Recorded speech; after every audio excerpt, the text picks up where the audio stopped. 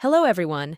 In today's tutorial, I'll be guiding you on how to generate a phone QR code at no cost. Let's begin by navigating to the homepage and clicking the designated button.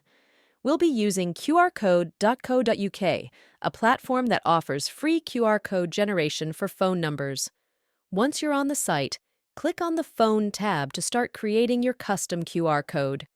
The next step is to input your phone number. As you do this, you'll notice the QR code dynamically changing. Now, let's customize the QR code to suit your needs. You have the option to alter its appearance, size, inner eye style, and other features. You can also modify the color and add frames with text like "Scan me" to "Call me." If you're creating this for your business, you can incorporate your branding as well. Once you're satisfied with your design, you're done. The best part is, you don't need to register or subscribe to download your QR code. However, if you wish to tweak the scans of your QR code, you'll need to register for free on QRCODE.co.uk. That's all for today's tutorial. Feel free to share this video with others who might find it useful. Thank you for watching.